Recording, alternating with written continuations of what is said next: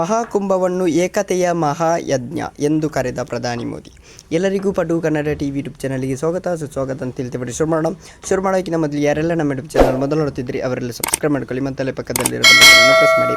ಪ್ರಯಾಗರಾಜ್ ಉತ್ತರ ಪ್ರದೇಶ ಪ್ರಯಾಗರಾಜ್ನಲ್ಲಿ ನಡೆದ ಮಹಾಕುಂಭ ಮೇಳವನ್ನು ಪ್ರಧಾನಿ ಮೋದಿ ಏಕತೆಯ ಮಹಾಯಜ್ಞ ಎಂದು ಬಣ್ಣಿಸಿದ್ದಾರೆ. ಈ ಕುರಿತು ಬಾಂಗ್ಲಾ ಬರೆದಿದ್ದು, ಕಾರ್ಯಕ್ರಮವನ್ನು ಐತಿಹಾಸಿಕವಾಗಿ ಯಶಸ್ವಿಗೊಳಿಸಲು ಒಟ್ಟಾಗಿ ಬಂದ 140 ಕೋಟಿ ಭಾರತೀಯರ ಭಕ್ತಿ ಮತ್ತು ಭಾಗವಹಿಸುವಿಕೆ ಆಳವಾದ ಮೆಚ್ಚುಗೆ ವ್ಯಕ್ತಪಡಿಸಿದರು.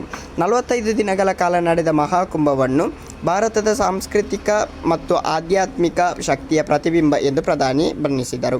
ಸಮಾಜದ ಎಲ್ಲ ವರ್ಗಗಳ ಜನರ ನಂಬಿಕೆ ಮತ್ತು ಭಕ್ತಿಯಲ್ಲಿ ಹೇಗೆ ಒಂದಾಗುತ್ತಾರೆ ಎಂಬುದನ್ನು ಎತ್ತಿ ಹೇಳಿದರು.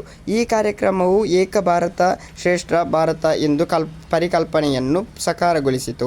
ಇದು ಲಕ್ಷಾಂತರ ಭಕ್ತರ ಮೇಲೆ ಶಾಶ್ವತವಾದ ಪ್ರಭಾವ ಬೀರಿತು ಅಂತ ಹೇಳ್ಬೋದು. ಮೋದಿ ಬರೆದಿದ್ದೇನು? ಪ್ರಯಾಗರಾಜ್ನಲ್ಲಿ ನಡೆದ 2025 ಮಹಾಕುಂಭವು ಭಾರತದ ಶ್ರೀಮಂತ ಸಂಪ್ರದಾಯಗಳ ಆಳವಾಗಿ ಬೇರೂರಿರುವ ನಂಬಿಕೆ ಮತ್ತು ಏಕತೆಯ ಮನೋಭಾವವನ್ನು ಎತ್ತಿ ಹಿಡಿದಿತ್ತು. ಓಕೆ ಗೈಸ್, ಮುಂದೆ ಸಿಗೋಣ. ಅಲ್ಲಿ ಲೈಕ್, ಶೇರ್, ಸಬ್ಸ್ಕ್ರೈಬ್ ಮಾಡಿ ಅಂತ ಹೇಳ್ತಾ ಲವ್ ಯು ಸೊ ಮಚ್.